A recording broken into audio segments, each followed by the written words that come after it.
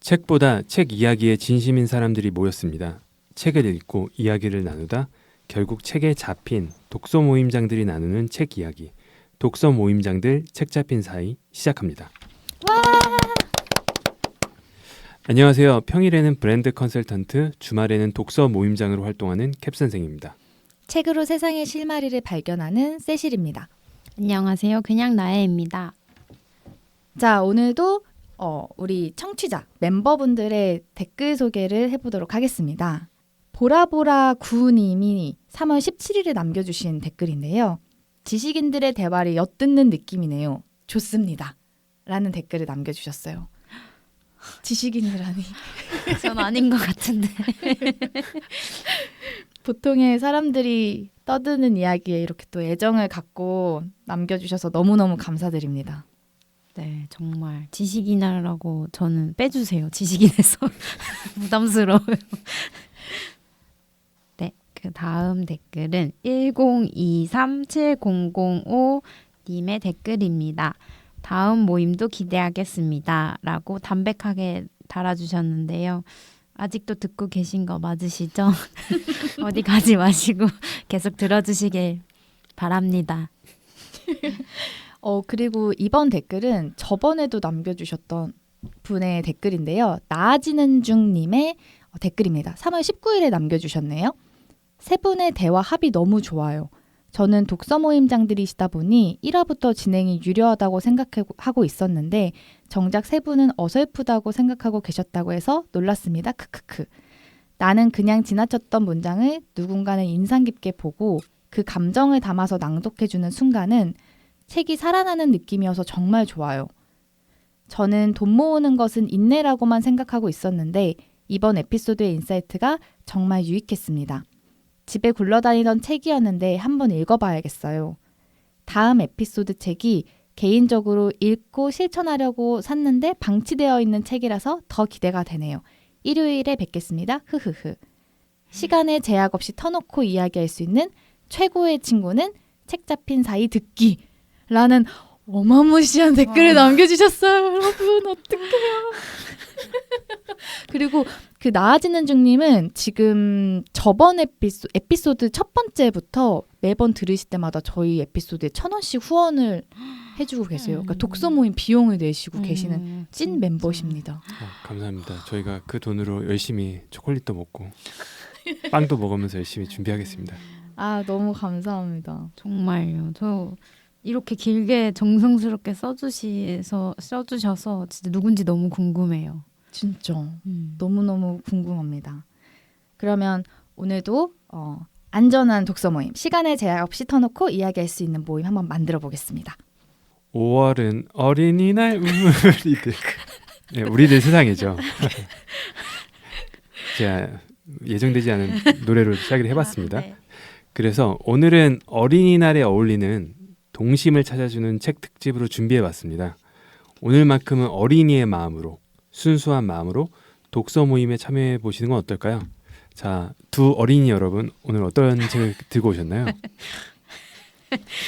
어떻게 안녕하십니까? 나의 어린이 무슨 책 가져오셨죠? 저는 김소영 작가님의 어린이라는 세계라는 책입니다. 이 책은 이분이 현재 이제 어린이들을 위한 독서 교실을 운영하고 계시죠. 그래서 이분이 독서 교실을 운영하시면서 이제 만났던 어린이들과의 일화를 담은 책인데요. 이것도 파트가 되게 짧게 돼 있어서 읽기도 쉽고 좀 어린이에 대해 다시 한번 생각해 볼 수 있는 책이었던 것 같아요. 좀 사람이 이제 저희가 어른이 되면서 어린이를 마주할 경험이 많이 없잖아요. 뭐 아기를 낳지 않으면.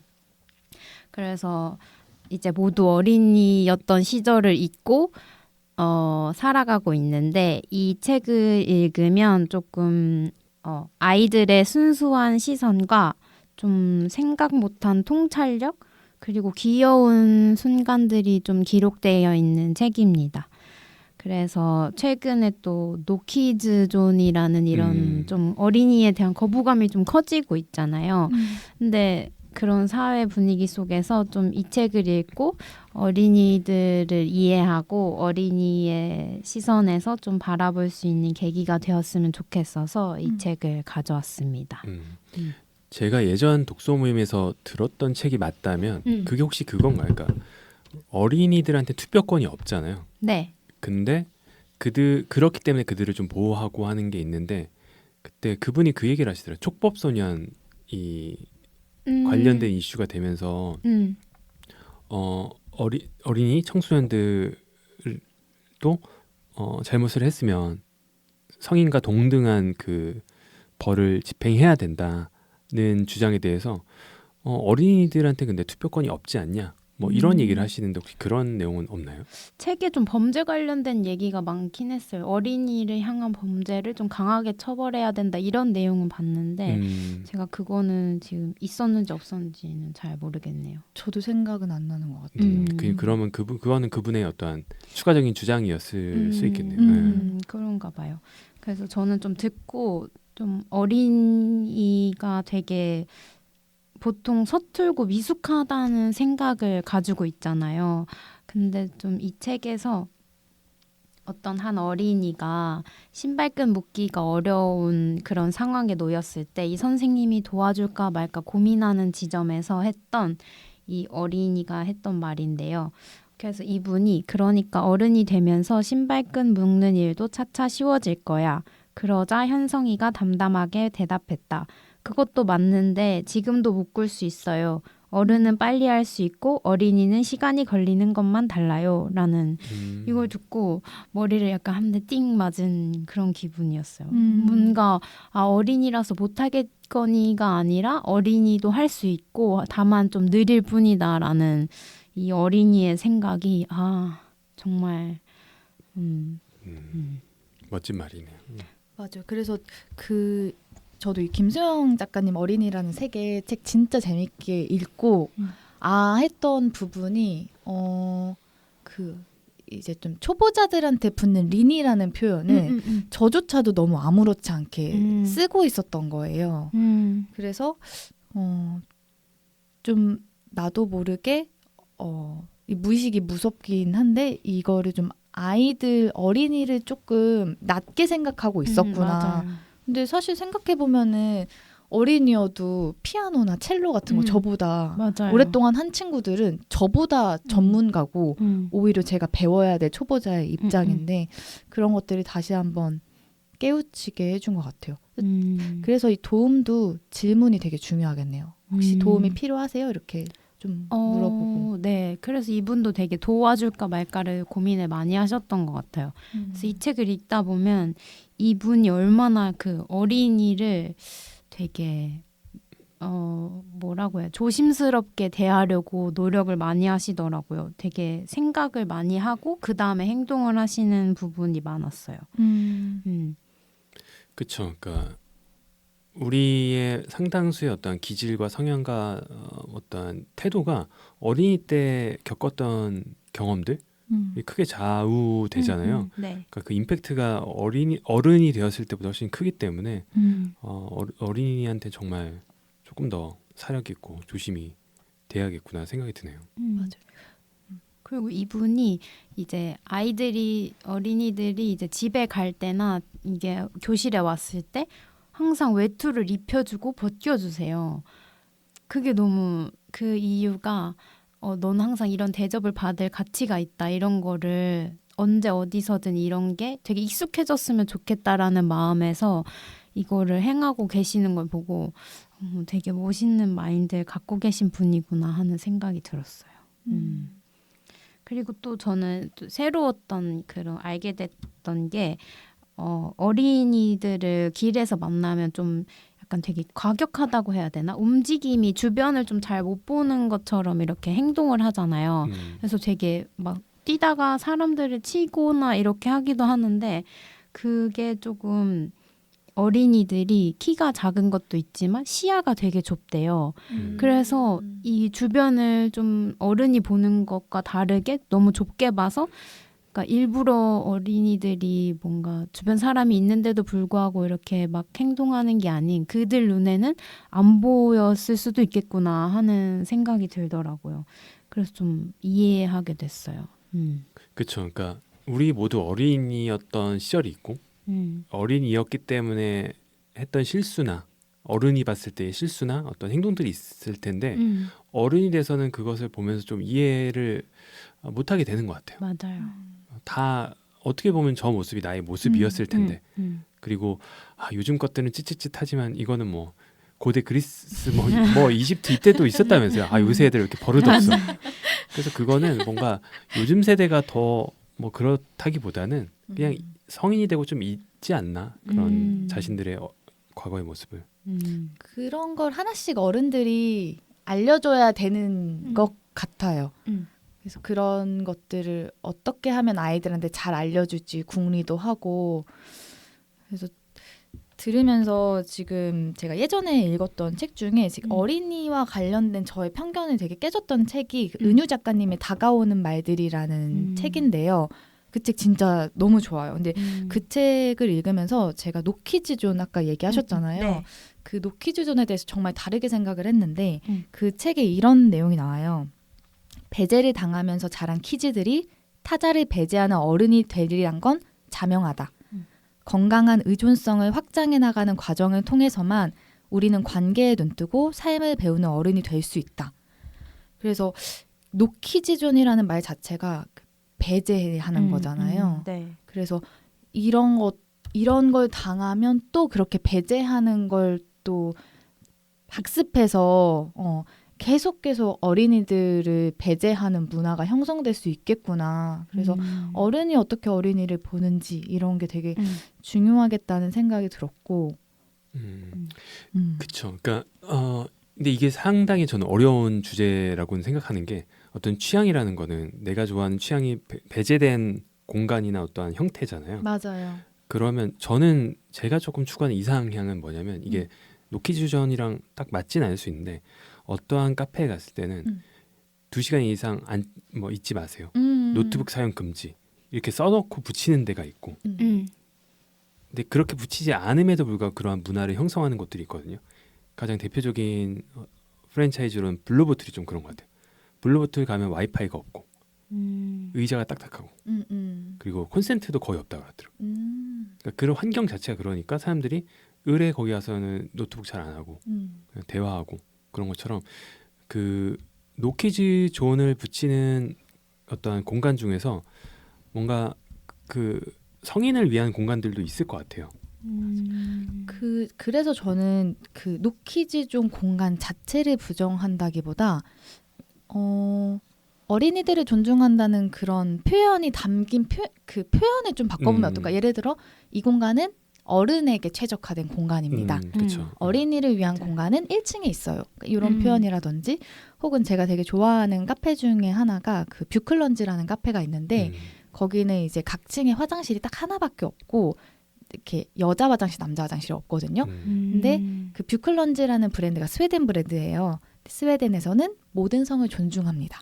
이렇게 한 문장 적혀 있으니까 여성 화장실, 남성 화장실 나눠져 있지 않아도 그 공간을 쓰는데 내가 모든 성을 존중한다는 느낌이 들더라고요.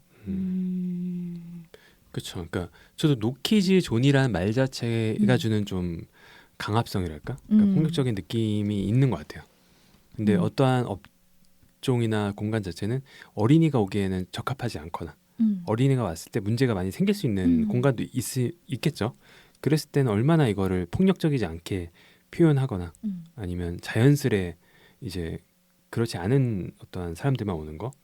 그리고 노키즈존이 말하는 건 결국에는 그런 거잖아요. 키즈가 오지 않길 원한다기보다는 뭐랄까 너무 막 소리를 고래고래 지른다던가 아니면 아까 말씀하신 대로 시야가 좁기 때문에 막 뛰어다녔을 때 문제가 발생할 수 있다던가 그러면 저는 오히려 그거를 노키즈라는 말로 하기보다는 다른 조금 더 방안이 있지 않을까? 맞아요. 여기는 아이들에게 위험한 공간이에요.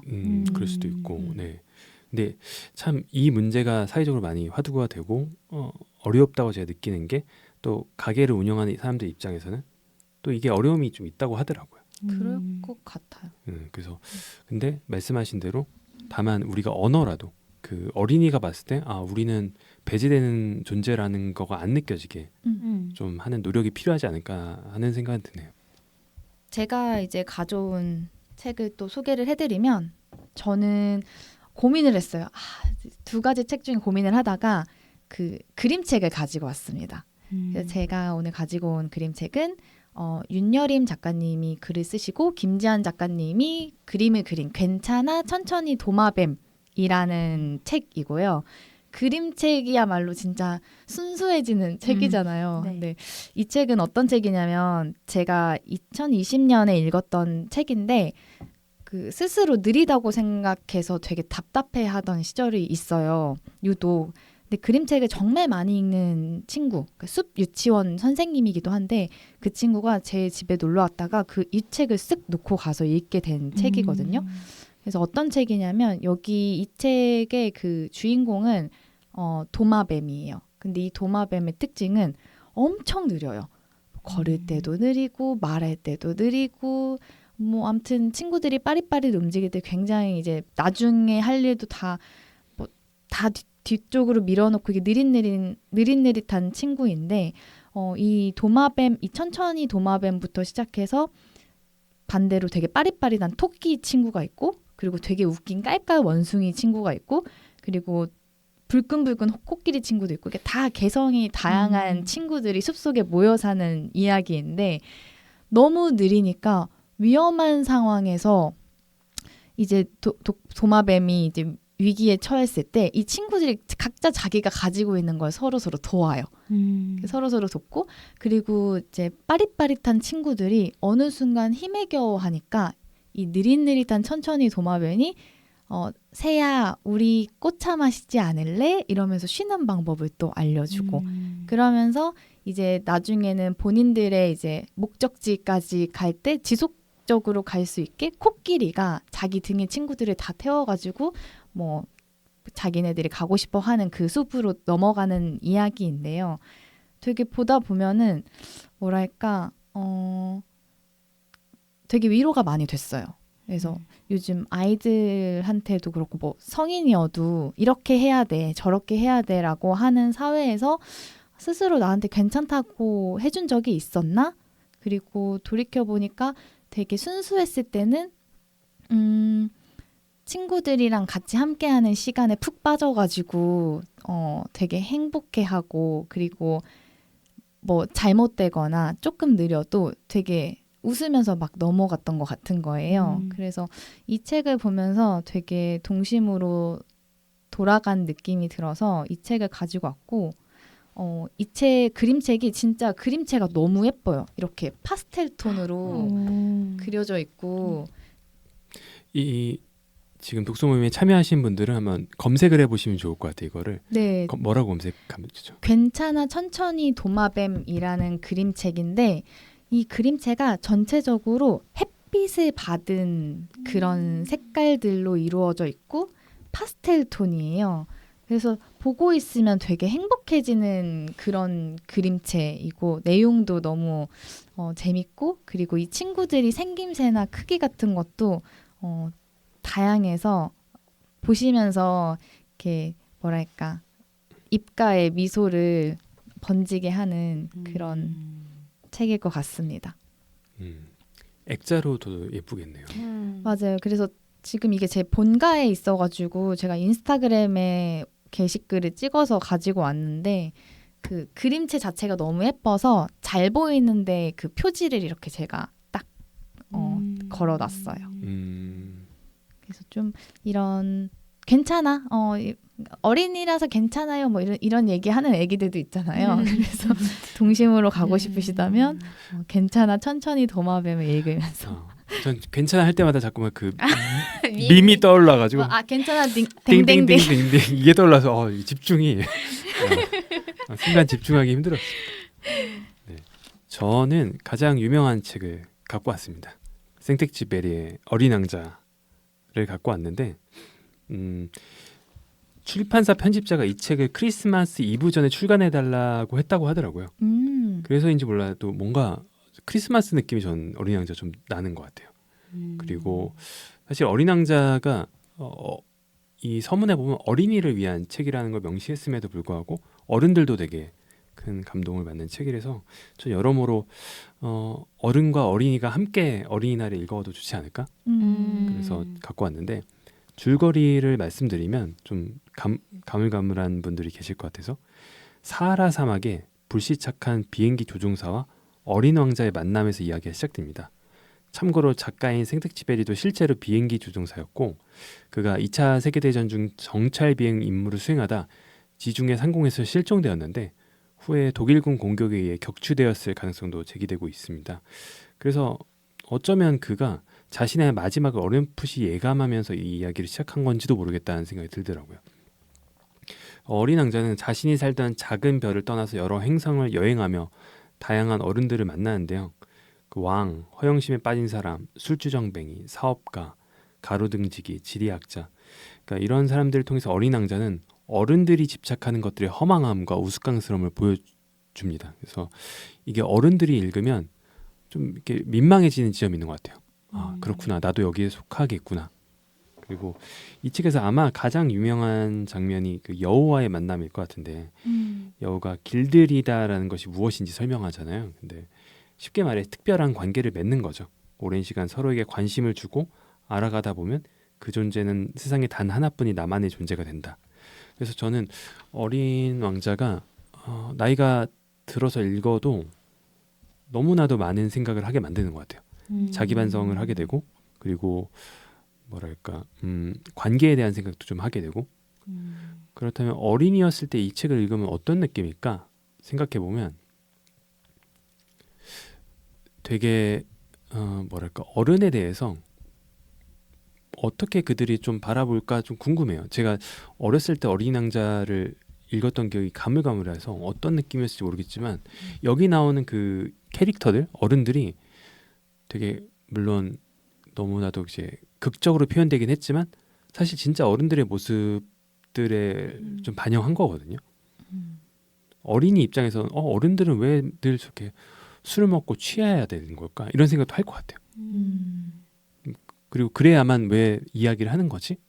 그리고 왜 저렇게 일이 힘들다고 하면서 일을 나가는 거고 그런 되게 모순적인 모습들, 이해하기 힘든 모습들. 근데 여기서 어린 왕자에서는 그걸 되게 극단으로 밀고 나가서 보여주기 때문에 어린이들이 거기서 느끼는 약간 카타르시스가 있지 않을까라는 생각 들고 어른의 입장에서는 또 어린이의 시선으로 자기를 다시 바라보면서 자기 반성을 할 수 있는 그런 전 되게 훌륭한 책이라서 어린이날에 한번 읽어보시면 좋지 않을까 싶네요. 이건. 또 좋은 거는 뭔가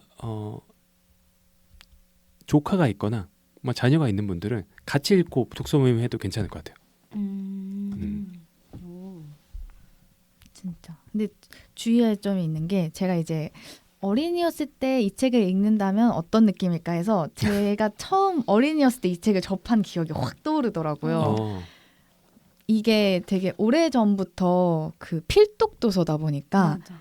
그걸 들이밀면서 뭔가 그 아이에게 교훈적인 인사이트를 막 끌어내려는 거에 제가 막 되게 스트레스 받았던 기억이 나면서 그때 이제 기억나는 그 장면이 뭐였냐면은 유치원에서 막 그림을 보여준대. 그나마 그 보아뱀? 맞아요. 이 글이 많잖아요. 맞아요. 그나마 이제 재밌는 그림을 하나 찍고 거기에 대한 이제 얘긴데 거기 보아뱀에 들어간 게 뭔지 그걸 가지고 진짜 한 달을 골똘히 고민하던 시간이 되게 재밌었던 것 같아. 그렇죠. 그 장면도. 그러니까 그걸 모자로 보는 사람이 있고 맞아요. 무엇이 들어 있다고 보는 맞아, 사람이 코끼리가 있고. 들어간 거다. 모자가 들어갔다. 맞아. 어느 철학자가 그 얘기를 하더라고요. 그러니까 한병철 씨가 그 얘기를 했던 것 같은데 그 사물이 있잖아요. 그 사물을 그냥 사물로 보는 어른이 있고 그 사물이 말을 할 수 있는 어떠한 그 신비적인 존재로 보는 어린이가 있는데 근데 그 보아뱀이 딱 그런 것 같아요. 그냥 어른이 되면 모자지. 근데 어린이는 그게 어떠한 생명과 맞닿아 있는 무언가일 수 있겠다는 그런 것도 있겠네요. 진짜 애들 보면 뭐 나무까지 떨어지면 나무야 미안해 뭐 이러면서 나무야 맞아요. 춥지. 맞아. 진짜 생명을 약간 부여하는 상상력이 아이들이 훨씬 더 큰 것 같다. 네. 맞아요. 저는 어린 왕자 하면 그 바오밥 나무밖에 안 떠오르는데 왜 떠오르는지 기억이 안 나요. 확실히 두 분은 되게 어린이적 상상력이 아직 남아 있는 것 같고 저는 약간 이거 너무 어른적으로 분석하려고 했던 것 같아요. 왜냐하면 두 분 딱 이미지로 지금 네. 아 저 지금 딱 2개 떠오르는데 바오밥 나무랑 유리병 속에 있는 장미. 장미. 맞아 나도. 이거 2개랑 저는 그 어린 왕자가 되게 탐험가라는 생각이 왜 남아있는지 모르겠는데 되게 탐험적인 얘기였다라는 것만 희미하게 남아져 있어요. 행성을 돌아다녔으니까 일종의 탐험가겠네요. 지금 성인이 돼서 읽으면 되게 이거를 나한테 부여하면서 그래 이렇게 다니면서 다양한 사람들을 만나면서 배우는 거지라고 하는데 어릴 때는 어린 왕자 너무 딱했어. 어떡해. 아, 친구도 맞아. 혼자 없이. 있어, 맞아. 저기 뭐 왜 옷은 저거밖에 없는 거야. 맞아. 혼자 있어서 죽겠다. 저는 약간 소름 돋았던 게 생텍쥐베리가 자기의 그 미래를 예견한 듯이 쓴 것 같아서 그게 좀 놀랐어요. 그 불시착한 그 비행기 조종사가 어린 왕자를 만나는 건데 생텍쥐베리가 사라진 거니까 약간 그 자기 예언적인 책처럼 느껴지기도 하고 그러게요, 진짜. 그래서 저는 이 책은 정말 대단한 책이다. 저는 진짜 이렇게까지 회자되는 것도 진짜 대단하고. 맞아요. 네, 불어 배울 때 이 책으로도 많이 해요. 어린 왕자 읽기. 대박이다. 그리고 저는 이 책 처음 딱 읽었던 이 책이 엄마가 어렸을 때 읽었던 어린 왕자로 읽어가지고 진짜 뭐야 오래오래 회자되는 좋은 책인 것 같아요. 이거 한번 진짜 조카들이나 아니면 주변의 어린이들이랑 같이 뭐 전문을 다 읽지는 못하더라도 그림을 토대로 같이 얘기해 보면 되게 재밌을 것 같네요. 저는 되게 좋은 책, 훌륭한 책의 기준 중에 하나가 사람마다 다르겠지만 제가 생각하는 정말 훌륭한 책은 다층적인 구조의 책이라 생각하거든요. 그러니까 가장 표면은 누구나 보고 이해할 수 있는 책. 근데 조금 고민하면 그 밑에 또 어떠한 의미가 숨어 있는 책. 그리고 나의 경험과 어떠한 지식이 축적되면 더 밑으로 계속 내려갈 수 있는 책. 그러니까 어린 왕자가 딱 그런 책 같아요. 아무런 지식과 경험이 없더라도 읽어낼 수 있는 책인데 지식과 경험이 쌓이면 쌓일수록 계속 깊이 파고 들어가는 그런 책이라서 정말 위대한 책이다. 그 어린이 나를 위해 고르긴 했지만 정말 좋은 책이라고 해서 지금 이 독서 모임에 참여하는 멤버분들도 이렇게 짧은 책이니까 한번 다시 읽어보셨으면 전 좋겠습니다. 다시 읽어보고 싶네요. 저도. 자, 그럼 책 잡힌 사이 마무리 해볼까요? 오늘의 주제는 동심으로 돌아가는 책 추천이었습니다. 어린이날 특집이었고요. 오늘 추천드린 책은 생텍쥐베리의 어린 왕자, 김소영의 어린이라는 세계, 윤여림 작가님의 괜찮아 천천히 도마뱀이라는 그림책이었습니다. 여러분의 메일을 받고 있습니다. 3readingreaders@gmail.com으로 책 잡힌 사이에 하고 싶은 이야기, 나누고 싶은 고민, 광고 문의를 자유롭게 보내주세요. 메일은 팟캐스트 공지사항에서도 확인할 수 있습니다. 다음 주 모임은 일요일입니다. 책 잡고 만나요.